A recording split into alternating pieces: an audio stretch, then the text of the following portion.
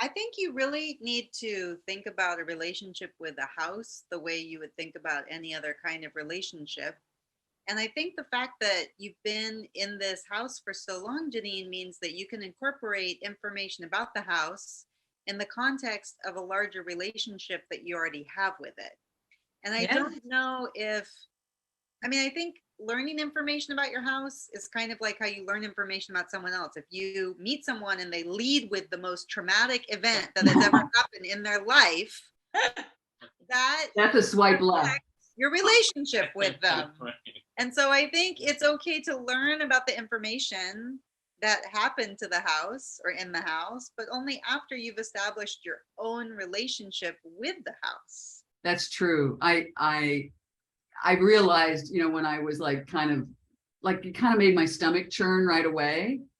And I thought, yeah, but yesterday you were fine with it. It didn't make any difference to you, or you were blissfully ignorant of it. So. No, and you know that house. You know that house. Yeah, and I love this place. It's my home. I've lived here longer than anywhere else in my life. So. How many years is it now? I got here in 76, so is that a 45 years, something like that, a little bit over. They're gonna have to carry me out in a gurney or from the tub. No, I'm kidding. Oh my God. I have a very dark side, I realize, from all of it. It's the worst thing to be when you're doing this kind of research is I'm totally assuming things.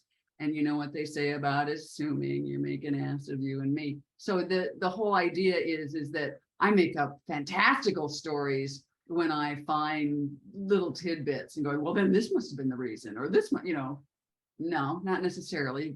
As my genealogy people will say, you have to double check your facts. It's like being a journalist or something from the past. So, this house had another knife incident as well. The builder of the house, he was a real hardworking guy, the contractor, carpenter. He started drinking.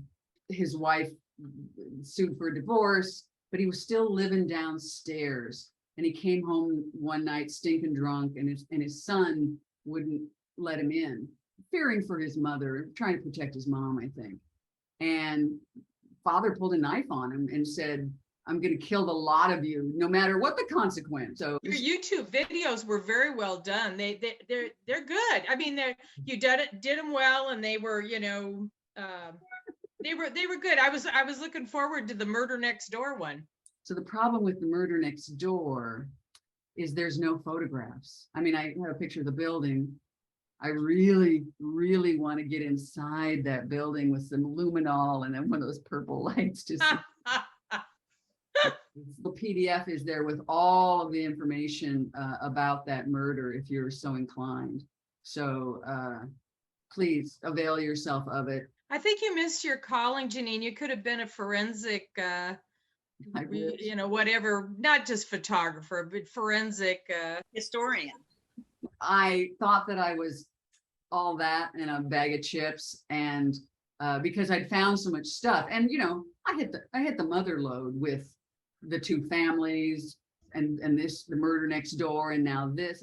And then you realize, there's 8 million stories in the Naked City, and this is just one of them. Like, there's been plenty of Barbary Coast shenanigans that have gone on in San Francisco.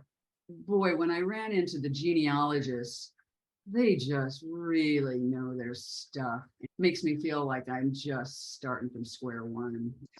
I found out that there was a water tank and a windmill in that back parking lot.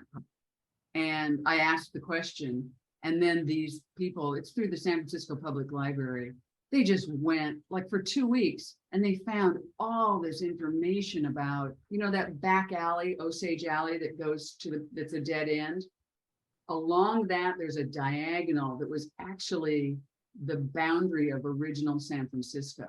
So literally, we are in the outlands or on the edge of town where we are. We were just over that demarcation line of being in San Francisco. I mean, later, obviously, everything built out, but early San Francisco ended like in that back alley. Fascinating. Is it, or am I just going on and on? No, it's great. I want to welcome Amy Cook and Barbara Scott, who are lurking in the background. This is my friend Good to see Carol Ray, who is a college roommate. Pablo, who was a roommate, and Julie, his lovely wife, Matthew Carafano, who I met at French American School, good friend of Joshua Brody's. And this is Barbara Scott, who I've worked with for many, many, many, many years and traveled with in Europe. And Amy Cook, who knows her dogs, girl. I'm an animal behaviorist. Yeah. Thank you very much. Yes. So have they not changed the bathtub? Are you looking at the actual tub from 100 years ago? I think so, because I don't think that they got water until 1884. Oh, what a nice tableau. So this whole back of the house, the bathroom, the second part of the kitchen, and that mud porch in the back, that was all added on after the fact. But it was like this in 1922. So it was plumbed by then. So, and they haven't changed, that bathtub never changed in 100 years. Hasn't been cleaned in about 3. I know. There was some scrubbing going on today. You know. Yeah, it's an old clawfoot, and it's kind of small. It's kind of short, which you know, it's human size, but it's not like a silky tub or anything like that. But It's the original. it's totally the original. It's amazing. I'm surprised when I was telling somebody who's coming to do this. I was on the phone earlier and I read your little short thing, and her immediate questions are, one, is at the same tub, and I said he slit his throat, and she's like, not his wrists, and I'm like, I don't know how, like, that seems brave to be able to. I don't know. And then he was dead immediately by the time his wife came in. Yeah, well, shocking. yeah, and I have to. I don't know if I can show you this. There is a cabinet here, Nah, they let it go. and you turn it so you could stand here at the tub or in the tub, and you know, see yourself. Oh, I see. You know, see yourself. Shave or whatever. Shave, yeah, exactly. Shave or slit your throat, depending on the day. Yeah, there's so many things, and this little built-in here is really nice. A lot of the drawers are made with I love that. with melon crates and stuff. You know, you can see the markings on it and such. I really want to thank you for showing up and sitting through this experiment that I just had a wild hair. It's been 100 years today. So, you know, this is my way of sort of fighting away the juju that might be hanging in the air. And I really don't feel it. So, but when I come into the bathroom now, I'm going to remember you all here. And I want you to close your eyes, please. It's not a pretty sight. Well, maybe we should have some last toast to Charles or whatever. May he truly rest in peace, you know? Yeah, exactly. Charles Lloyd Brown, born in 1881, right?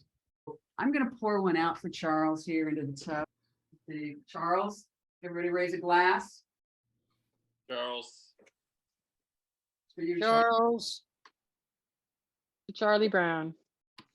Charlie Brown. And so I'll leave you with this one last tribute.